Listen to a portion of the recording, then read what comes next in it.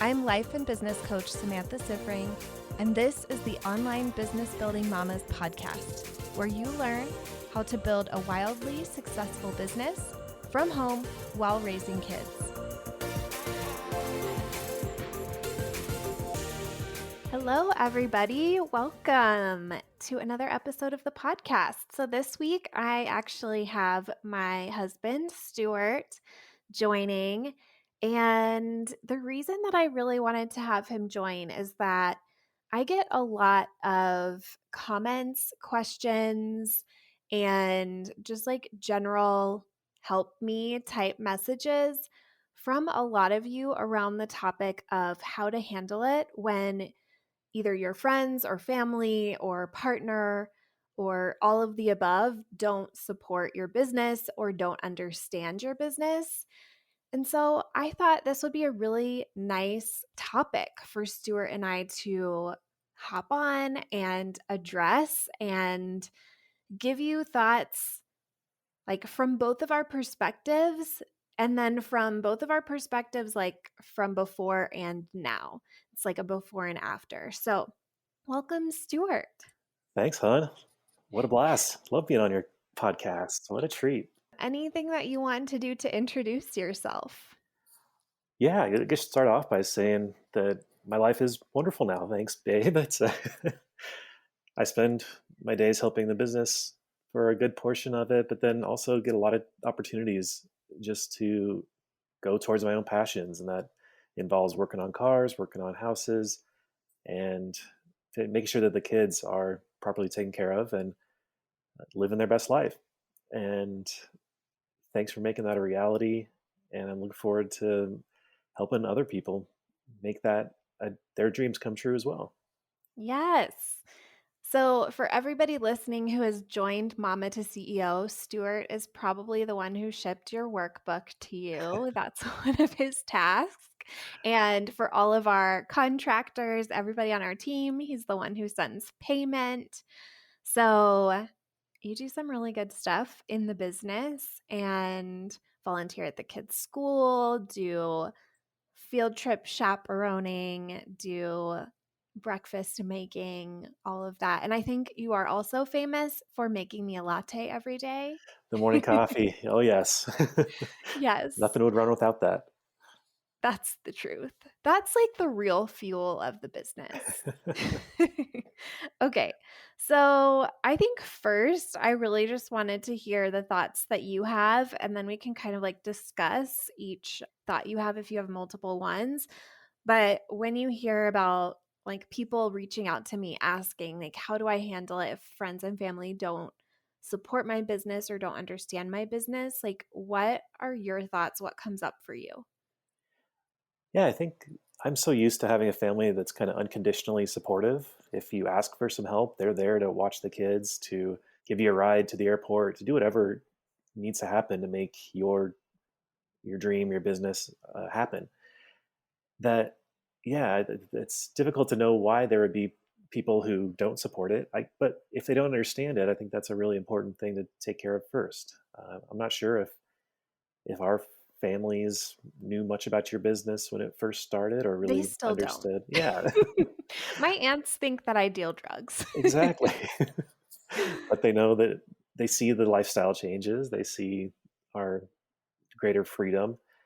And I think that's what makes it real in their eyes. But yeah, I just keep coming back to thinking about my grandparents being nearby, you dropping the kids off when you were still juggling the kids and running a business and growing it. They were there any random day just to be able to help get that off your plate so you could focus on whatever that thing is you're doing because they didn't know. Hmm. So, but the lack of support, yeah, I think it's a critical thing to be able to have that. Your community, your friends, your family, that's who you can rely on to step in and help when there are issues with childcare, with not finding date nights, or those important things that make the life that you want worth living. Yeah. I think that's something that like was really important to us like when we first got married And like when I was first pregnant with our oldest, we lived somewhere where we didn't have those types of relationships. And so we moved to be near your family. And it was interesting, like hearing you talk about me dropping the kids off at your grandparents' house, because I remember that being so uncomfortable for me. Like, this is something still that is like really difficult, that like I regularly get coached on this, asking for help, and like that vulnerability maybe of asking for help. And something that I think is like, I always feel like, and at the time I felt like, if I'm asking for help, it has to be justified, like with a really good reason. So I think it could have led me to this place where I thought, well, they have to understand and like support my business for me to be able to ask for this, when really, like, I don't know even what your grandparents think about my business, but I know that they really enjoy just like supporting us in general. And so, like, and also they just love spending time with our kids. So it's also like a gift for them that they like having that time. So I think like sometimes we can really get in our head that like they have to understand the business or love and support the business, when really, like, sometimes it's okay for the person to not understand, support, or even maybe know about the details of your business, but just that they love and support you. And this is something that you're doing. Yeah, and I think that's where we were lucky. But if there are some of your people who are having trouble getting that support, or maybe they don't live near family, I feel like even if it was a friend of ours from the school who was like, "Hey, I'm doing this thing as conference call. I'm doing this sales pitch in the evening. Would you mind watching the kids for a while? Would you mind helping me out by grabbing some groceries on your way? I mean, next time that you're at the store." I feel like a lot of people are just really caught up in their head, just like you mentioned you were about asking for help, how really everyone is willing to help. It just, you got to show some vulnerability by actually asking. And that can be Mhm. difficult, but I think everyone has support if they ask for it, is what I'm thinking. Yeah. I think this is something that I've really learned from you, that I feel like is really a strength that you have, or like a perspective that you have, that for some reason I really didn't. I don't know why, but this idea that like people really want to help. And I feel like this is like maybe this is just like a value in your family of origin that was not maybe in mine. Not that mine is not helpful, but just in a different way. I feel like your parents, there's just this vibe of like support and pitching in, and like we're all in it together, and like desire to help.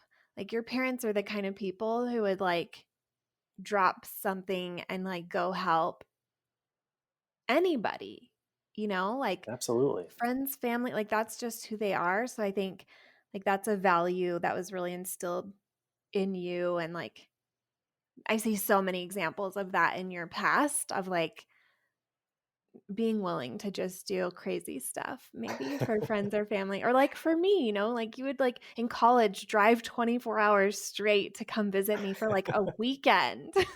Yes, right. And I think of those examples in my life. Like my brother, he was in a band. They were touring with the Warp Tour with their ska band, and they had a tour bus driving through the middle of nowhere, Wyoming, hit some black ice, flipped the truck, ejected some of the band members, and who'd they call? Well, it was my dad. Hopped in the Mhm. truck, was able to go rescue them in a moment's notice. In the middle of the night. Exactly. And I I don't know. I feel like most people are willing to help you if you're in a bad situation.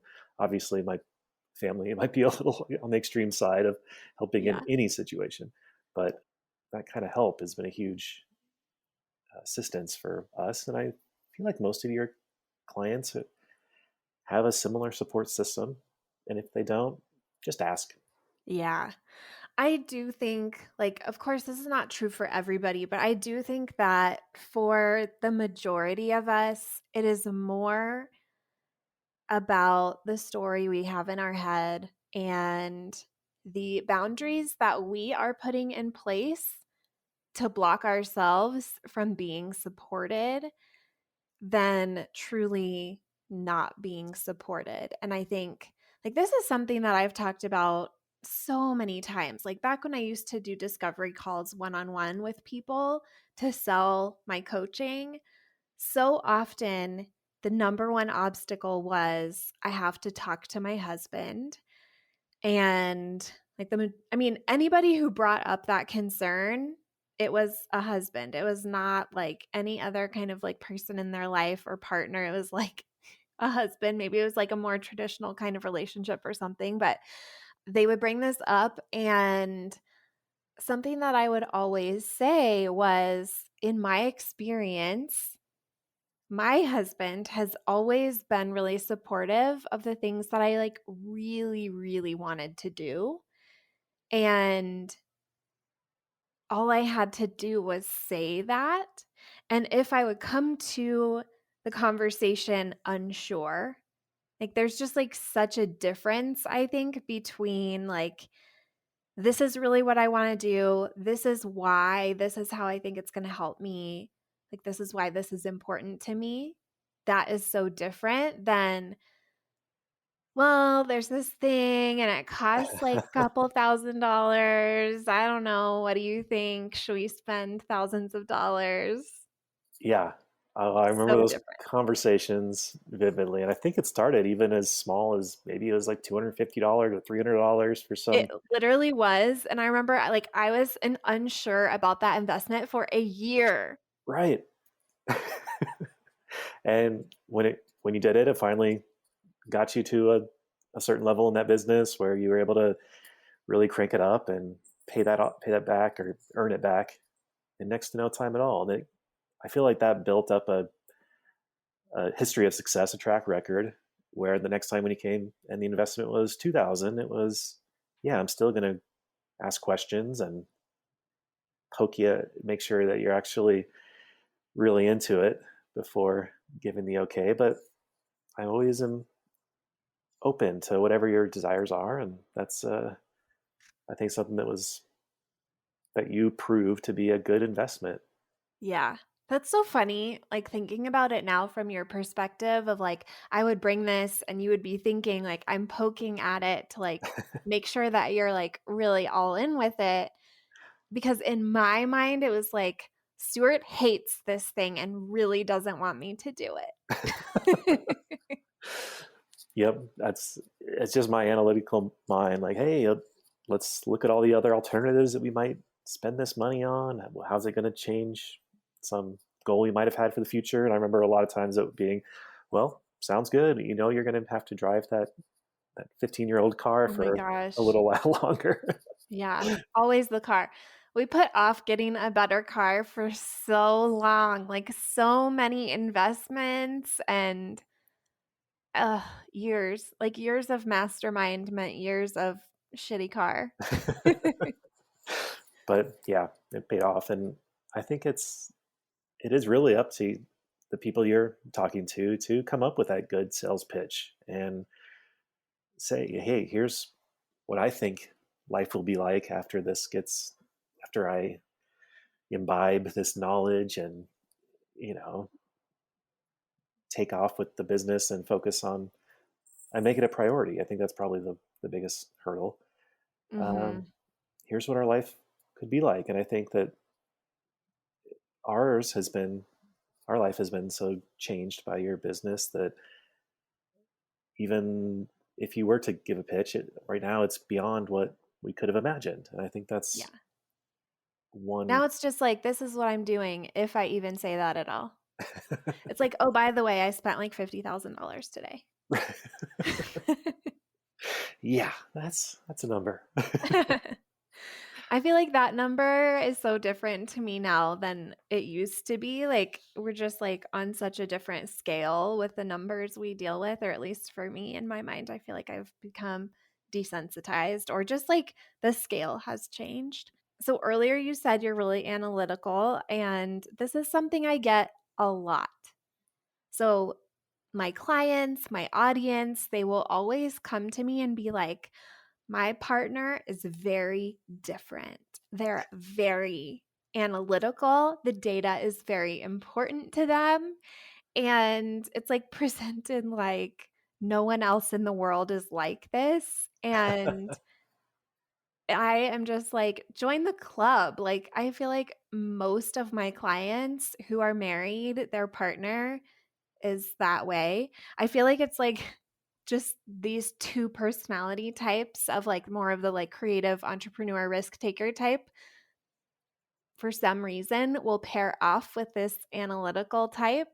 And it's just like something that I see all the time. But when you said it, I was like, oh, yeah, people always think that that's really unique. So I think probably when I was wanting to make like a $2,000 investment, if I would have been like, this is leading me towards having a multi-million-dollar business and you staying home full time and like all the things that are the reality of our life now, would that have felt like reality to you? Like what do you think like was the believable vision for you at that time? Yeah, I feel like it definitely wasn't that. That would have been a step too far for sure. But something, I don't know, just even increasing your family's income by $1,000 a month or $2,000 a month would have really sold me at that point. I would have thought, hey, this is if you would have came to me and maybe you did and say, this is how I plan on creating an extra couple $1,000s a month into our budget, which was something I was super focused on during those times. I would have been up for the risk. I would have been very excited to invest in something like that because I know you, I know your track record, and I think the world of you. And any opportunity I have to be able to support your dreams, I would totally do that. I think that's a big part of it too. Cause I remember like at that time of my life, I remember being like so much more unhappy than I am now.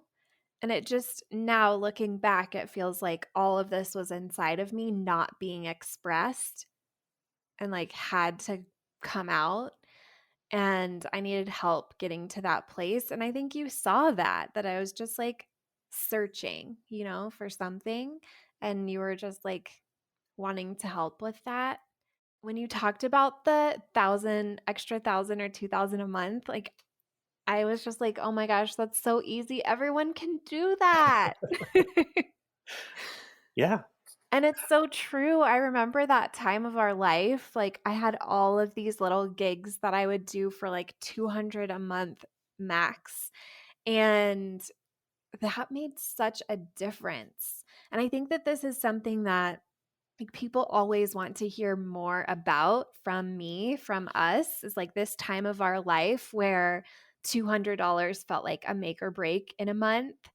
And I'm curious, like, what memories do you have from that time? Like, what are some crazy stories, maybe, or these yeah. might become embarrassing, but what I comes feel to mind for you? I feel like the ultimate cheapskate move from that era was us doing a family road trip. And Oh my gosh, yeah. so instead of having our newest car that was most comfortable, it was a Ford Escape from 2002. To go on this road trip from Colorado to Florida, I decided and ran the math that my 2000 Saab that was smaller and nowhere near as comfortable for everybody is the right choice to take. And because it would have literally saved us $125 in gas. Yeah. And the consequences of that, well, yeah, hey, I got a couple cool pictures of my Saab on a ferry, somewhere in the Gulf of Mexico. That was neat. But I always forget about the time when we left and it was a nonstop blizzard from Colorado all through Kansas, and we had to get some fuel, and we ended up getting high centered in the snowdrift trying to get back on the highway, Yeah, which and it was, like, in the middle of the night too, because we did so many of these road trips, this was not a one time, like, we did this so often, but we would always leave in the evening, so, like, you would finish work, you would get home, I don't know, 6 o'clock or whatever, and we would, like, pack up and get in the car. So this was, like, middle of Kansas, so, I don't know, 2, 3 in the morning? that's right. Oh my gosh, yeah. And semis were clogging up the the gas station parking lot and all the filling stations because they Yeah. couldn't travel on these conditions. But And this is when I was pregnant with our third. So I was semi newly pregnant. That was the sickest I ever was. Like, could hardly eat, but had just got put on all this medication that made me like so drowsy, but I still had some of the nausea. And then we had two other little kids in the car that were like 2 and 4. And it was like 2 or 3 a.m. It was what a disaster. hey, I put you in the driver's seat. You're able to work the clutch, and I pushed from behind, and we got out of the snowdrift, got Ugh, back on the road. I don't know if you remember that part, but that was I had blocked it out, but it came back just we now. made it. Oh my gosh! So I don't know little things like that that I feel like an extra couple $100 a month would have made a huge difference in our lifestyle, and Yeah. even $100 over the course of a 2 week road trip was enough to change our whole game plan. So Yeah, there is so many times I still now sometimes when I go to pay for something have moments of panic. Like I am like so anti debit card now because I have been traumatized by our debit cards like at the grocery store or whatever being rejected.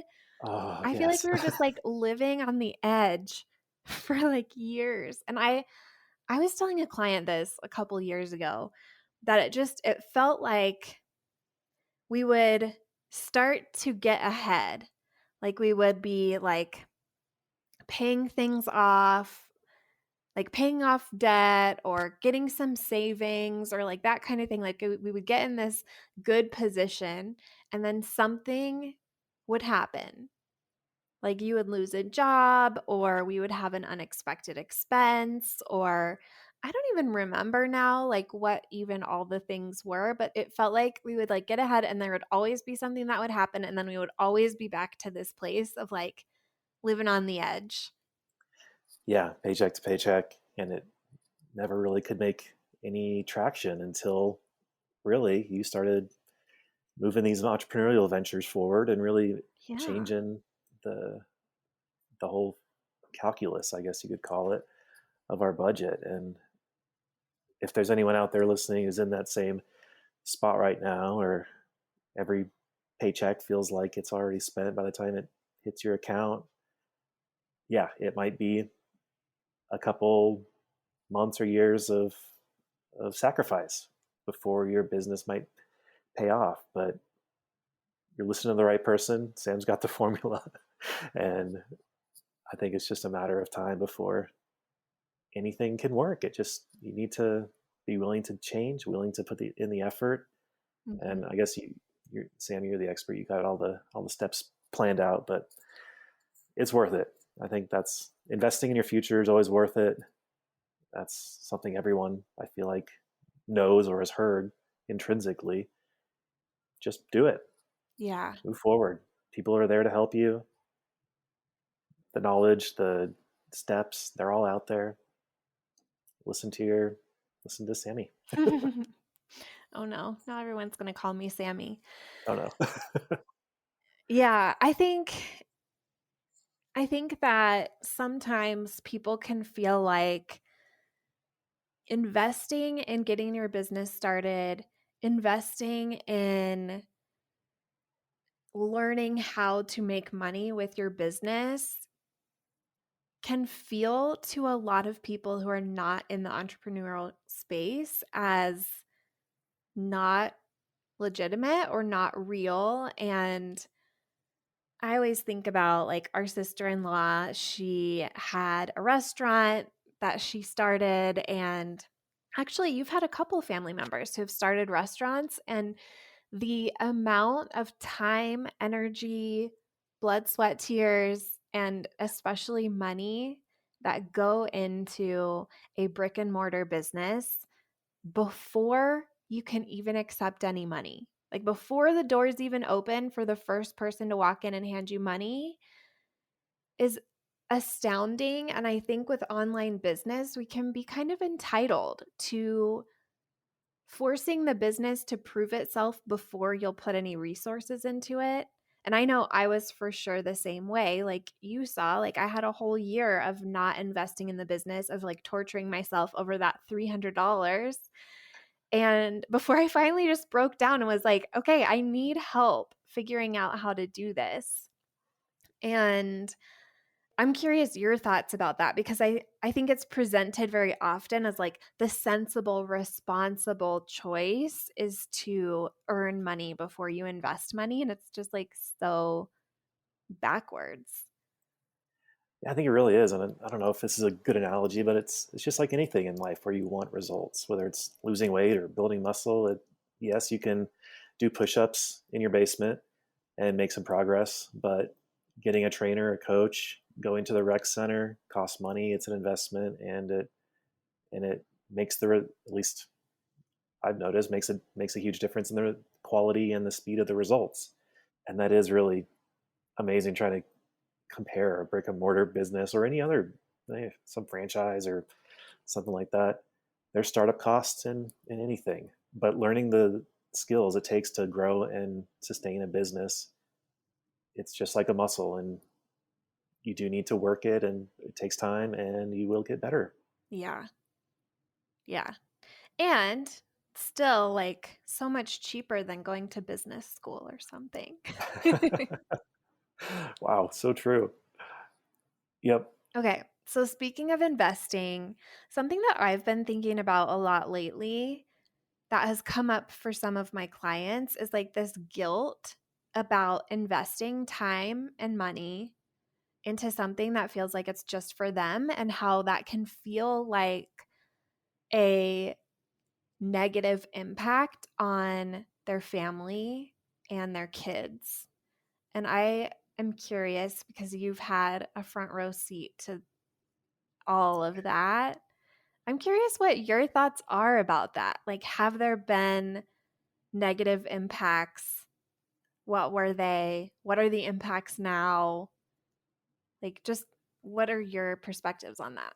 Yes, there have been impacts, obviously, and when you say negative, it's just yeah, maybe someone who is maybe more selfish or isn't willing to put their partner's comfort and desires before their own, it would be considered a negative. I But love it. You just called out all those people as selfish. All of the husbands who are like, you can't do this. Now you call them selfish. yeah, I mean, I think it's a critical skill in being in a marriage Yeah. is putting yourself almost last, or at Thanks. least yeah, at least sometimes. And for me, I remember, yeah, maybe it was weeks or just many weeknights in a row where I'd be wrangling the kids for dinner, for bedtime, and while you were plugging away in the office, or maybe going on business calls, or walking through shopping centers of Denver to sell some of your first products out there. And I could see the future. I could see that this is something worth having some temporary discomfort for, because the I mean, you can only cut back your spending so much. If you need to make a difference in your budget, the easiest way is just to make more money. Oh yeah. This is always like I feel like our famous thing cuz I think in college I read the Shopaholic book series Oh, and the yeah. whole like premise of these books is that Becky, the main character, is just like terrible with her money and like spends every piece of credit she can get her hands on and like then hides the bills so she doesn't have bad feelings or whatever. And it all like comes to a head in the first book and she moves home or goes home for a little while and her dad who is just very like old school but delightful, I think, tells her like there's only two options, CB or MMM, cut back or make more money. And that just has stuck in my head forever. I always think like MMM is so much better than CB. Everybody should just MMM. Yes. I wonder if those books have created a whole generation of entrepreneurial women. Maybe. I hope so. So I forget exactly what tangent I was on, but yeah, there's some temporary discomfort that or negative impacts that might come along with encouraging your your wife, your partner to grow their business, but there's also the positive aspects, and those, similar to cutting back versus make more money, the positives have like an infinite ceiling on. Mhm. It's the freedom of time, freedom of your movement. I mean, being able to work from anywhere and enjoy the limited time that your children are little munchkins. It's trying to make the most of that, even though there are times when you had less time with them. Yeah. Right now, those investments or those sacrifices mean you have infinitely more time, and so do I. I think that's the critical thing. It's not just you; it's me too, and the rest of the people in our family. Yeah. I agree. I think like so worth it, I think, to have sacrificed whatever I sacrificed, which to me at the time, like I just had always felt very unfulfilled and unsatisfied as a stay at home mom with only that as my responsibility. It just really was, it felt like soul crushing. And that feels so mean spirited, but really it was just very emotionally difficult on me and mentally difficult on me. So much of the business benefit, even when I really wasn't making that much money, was having an outlet for my brain and having something that was part of my identity besides like diaper changes and like baby food and stuff. Like it was just so important. So I think, yeah, maybe it was a sacrifice of some time with them, but maybe it was some time that I needed to spend away from them for my sanity too.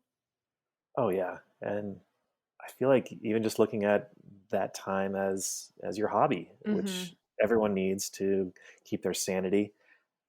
I don't know. I would, if anyone does still have objections when you bring up these investments, I would just throw it back at them. Like, I'm saying this as a husband having objections to the investment. You know, what did you last spend a couple $1,000s on? I'm sure motorcycle, car, boat, jet ski, a Maybe not. computer. I don't I know, don't but know. whatever. Video games. Video games, yeah. I think everyone can justify those purchases when you have a little extra cash. And Yeah. I don't know. I feel like looking at a business investment in that same light is easy to justify I feel like a that's the small worst investment. case scenario, right? Like the worst case scenario is that this is a hobby that you spend money on and you get fulfillment, you get that mental escape, like all of those things. I feel like if that's the worst case scenario, it could still be worth it. And the more likely scenario, not even the best case, just like the more likely thing is that you actually will make money enough to impact your life. Yes. But yeah, that's, I'm just thinking of some of the objections some people might have, Yeah, or some husbands, people in my position. definitely. And I think it's so interesting now. Like, I remember always thinking, like, before you were home with the kids, well, Stu would never want to be home with the kids. Like, he would always want to be like doing something. And I think that there's like some validity to that. Like, I don't know that you ever would have like quit a job. Like, I could definitely see you still working if you had not lost your job, just being like, well, why would I leave? Yeah. That is definitely my personality, but yeah, now that it's here, I still get to do things that I want, which is wonderful, and still contribute towards me. I feel like I get a lot of satisfaction over creating value for the community and making sure that the place where we live is a better place for everyone in it. And for me, that involves volunteering at the school, trying to be a good neighbor to everyone who lives near me, Mhm. near us, and being helpful for the kids who our children are friends with, and that giving rides to basketball games or hosting sleepovers, things like that, that not every family maybe would be comfortable or have the free time or Yeah. disposable income to do. I get a lot of fulfillment out of that. And yeah, there are not so great times about being home with the kids, but hey, it's wonderful now. I love it. They are also at really good ages. I was telling somebody that the other day, like, I remember having babies and toddlers and thinking, someday they're going to be 12, 10, and 7. And I think that that's going to be like really fun and really good. And we'll be able to travel with them and all those things. And it is so fun and so good. Yeah. Oh my gosh. That was, yeah, there's so many rewarding things about it. And it's fun to see everyone grow up. And it's that same investment mentality Hmm. of quality time or just any kind of time with your children when they're younger. We'll just come back to the dream state that we were all hoping for, which is adult children hanging out, going on vacations, and Yeah. spending a lot of time together, enjoying life. Yeah. Recently we talked about this, and I think I wrote an email about it. Well, actually, no, I did a podcast about it. The podcast episode about 100K, like making 100K and making $1 million and the differences between them. In that, I talked about how there was a month where I had just made $30,000 for the first time. And before that, I think 12K was my biggest month ever, but I had only done it once. And like, even making 10K was pretty new to me. And then I did this 30K. And like the day that I did it, you lost your job. And I remember like having this like decision point because the mastermind I was in had just increased the rate. It was now 25K. I had to pay that within a couple weeks of you losing your job. And we did not, even though like it sounds like I was making a lot of money, we did not have a lot of money. No, Who knows what was going on with it, but we didn't have a lot of money. And I remember like recently thinking and talking to you about like, I can't believe that I did that. And now that we've been thinking back through, I'm like, oh, I actually can see it. Like we were such more risk takers and like we were so much more close to that living on the edge. Like that paycheck to paycheck did not really scare us because that was pretty much the norm, like not that far in front of that event happening. And I think now, like my brain is so far from that time. I'm like, oh, I can't believe that I did that. Like in awe, but also in like, oh my gosh, glad I did it, but wow. And so now like now that we've been telling this story again, I'm like, "Oh, that's why." Cuz it yeah, it was risky, but we were so much more comfortable with that level of risk. it's true. Yeah, man, that is it feels like a lifetime ago, but it really wasn't. And I remember that same exact day, and or maybe the couple days after, and I was feeling the pressure of making more money. And I remember going on Craigslist and finding, because my hobby's always working on cars and fixing them up and selling them and making some extra money on the side. And so I found this truck down in Colorado Springs for like, Oh, the truck was at that same time? it was, Oh my yeah. So like, gosh. I don't know, $1,900, something like that. And it needed basically an engine rebuild. And I thought, hey, I do this engine rebuild for a few $100 worth of parts and I could sell this truck for like 4,000 and it'd be such a Oh huge my help gosh. That was like for the always family. what you were doing. Yes. And so that was my go-to move when you're kind of Yeah. in a tough situation. Oh my But gosh, I remember that now. I have totally blocked out so much. So, I think that like the thesis was I can continue doing what I'm doing with my business and you can like give it a try to just flip cars yeah, for right, your that's what it income. was. And we thought like maybe the math would work out. You'd make like a few thousand a month and be able to pay all our bills and we'd still be good. I totally forgot that. You never And sold that hey, truck. We still have I that still truck. have it. Never needed to Didn't sell it. need to. Thanks to you. That's so great. Wow. So interesting. Yeah, that was like where almost all the windfalls ever came from that we ever got were you fixing and selling cars. I remember too, like anytime it'd be like, we don't have enough money, sell a car. Yep. Oh. Wow. Well, Things have really changed. I feel like we have not reflected on that in a while, and it'll be really interesting, I think, for people to hear it. I mean, yeah, it's fun to think about that because it was literally just a couple years ago. Yeah. I think a lot of times, like, people see where we are now, where I am now, and just think, like, that's where I've always been, or like, that's what our life has always been like. And I grew up with a family with a dad who was an entrepreneur for not all of my childhood, but a lot of my childhood. And I remember seeing him like getting out of the military, signing up for Amway, like all of that. And then like having his own business, starting it from scratch, like having really lean times. Like I am sure you've heard this story from me a lot, but this is like seared into my memory. I was probably 12 and I should have thought of this last night. I think I probably did think of it last night because last night we had burgers. We had burgers on this night of this event, and I was still hungry after one burger, and we didn't have any more burgers. And Oh, like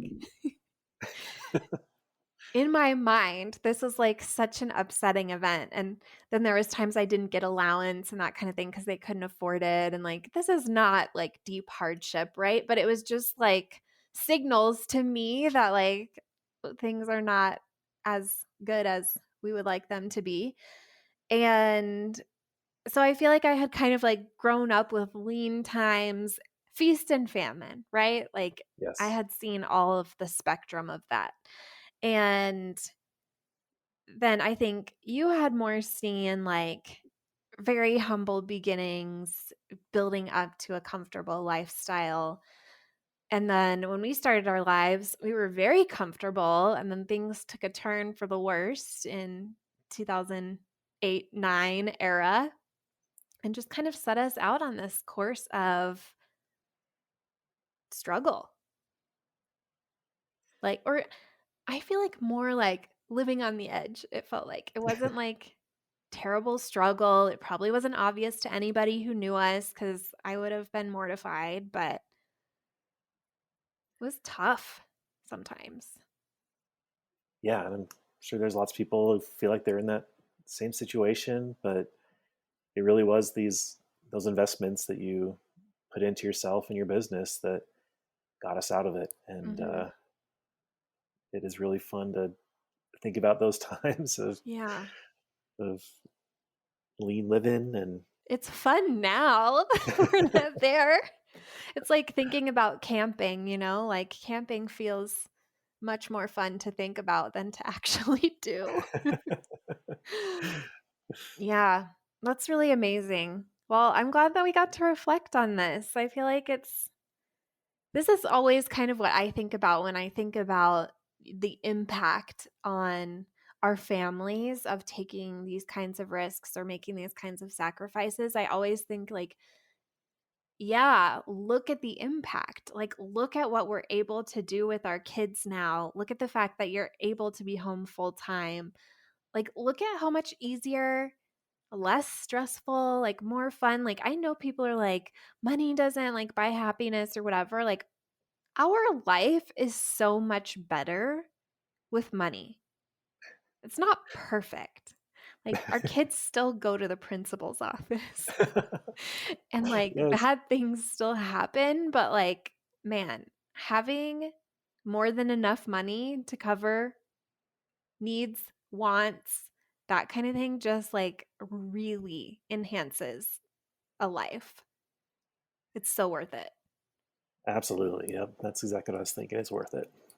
And I feel so proud that the work that I do gives that to other people. Like, I feel like there's like talking about how it's so nice to have a lot of money. And then there's like talking about it with the perspective of this is possible for everybody. Like I even a couple weeks ago we had family over and they were talking about like starting wages and working your way up in a company and all of that and I was just like that's BS that no one should waste their time on everyone should just become a virtual assistant and be at 100K by the end of the year. And I feel like everyone at the table was like, "What?" And I was like, "This is normal." And to me, I'm like, "Yes, there's so much demand." Like, if you have no specialty skills at all, but like you can do some like admin type stuff. Like, this is internet stuff. If you're listening to a podcast, you know enough skills to be a VA. And there's so much demand for it right now. You can network your way there, get 4 clients paying you 2,000 a month and you're there. So, I think, you know, to me I'm like this is so accessible. Like we have to keep talking about this. We have to put it out there. And sometimes I think like, "Oh, wait, it's like super not good to talk about how nice it is to have a lot of money." But I'm like, "No, it is nice and you should do it and it is within your reach." Absolutely. Keep spreading the message, babe. I love it. Okay. Well, I'm trying to think about if there's anything else we wanted to cover around this topic of friends and family not supporting or understanding. I think my general take on this always is it's not their job. It's not their job to like mentally and emotionally support your business. It's not their job to believe in your business. It's not their job to understand your business. Like I've said, like the majority of my friends and family who are not in the business space, the online business space, they have no idea what I do. They ask me repeatedly. They refuse to understand no matter how many times I explain. I don't care. And I really do not care what any of them think about my income, what they think about my goals. Like I'm not out there trying to be like, "Hey, do you believe I can make 10 million in a year?" Like I don't care if they do. It's irrelevant because it's only my job to believe in those things. So, this is always my take. Like, yes, I really want everybody to have the experience of friends and family who love and support them as humans, but you don't need anybody loving and supporting your business except you and then your clients. Yes. And yeah, if they are your friends and family, they should be there to support you and your desires and you for you because they love you. Yeah. And they don't need to know the ins and outs of your business to be able to support you and be a good friend, be a good Mhm. family member. That's inconsequential. Yeah. And it's so valuable, I think, to make friends who understand business. I think, like, I have friends, a lot of friends who are not in business at all, who don't get it. We actually rarely talk about my business. Like, I don't bring it up. They don't really bring it up, or they'll be like, "How is it?" And I'm like, "It's great. Here's like a recent update with very little detail." And it's so different. It's like different worlds. And so then it's been so valuable for me to be part of programs and masterminds where I could make friends. And I have become pretty good friends with a couple of my clients. One of them, Kristen, she's not a client anymore. We're very close. We chat all the time. Like it's nice to have people like that who get it. And none of those people were pre-existing relationships before my business, and that's okay. Yeah, and you build such strong relationships when you go through either exciting times or difficult times. And I feel like some of your best friends and people you've met have been through your business organizations, your masterminds, things Mhm. like that. So there's even more upside besides just their personal freedom and your money situation. It's the friends you make along the way. Yeah, absolutely. All right. Do you have any other thoughts or things to share? I don't think so. It's really just so happy to be in this place in our lives. And it's all really because of those first few leaps of faith. And things couldn't be going better. And everyone else who's listening, it's worth it.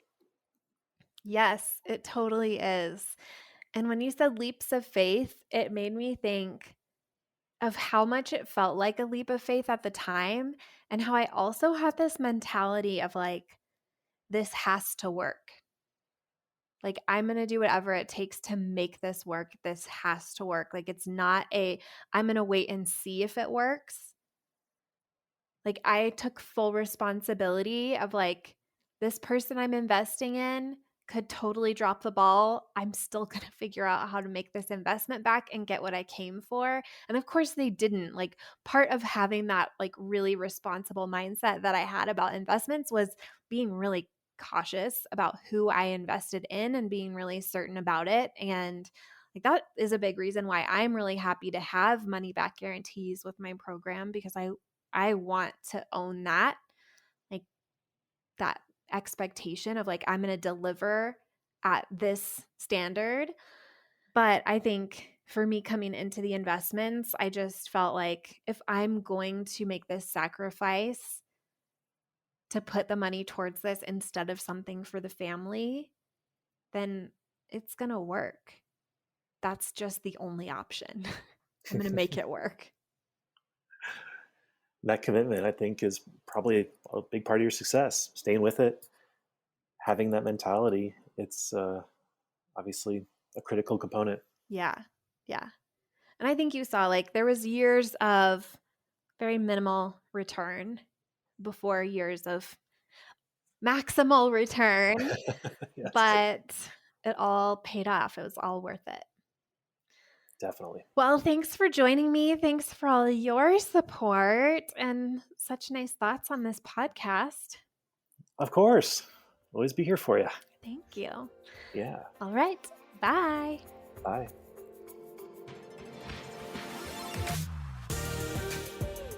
If you like this podcast, I want to invite you to coach with me over in my program, Mama to CEO. There's you, and there's the consistent income you want to make in your business, and I help you remove everything standing in between. It's lifetime access for mastering your marketing, sales, time, and everything else you need to have the business and life you really want. Whether it's making your first 1,000 or 100,000, I can help you do it. To join, go to mamatoceo.com. MAMATOCEO.com.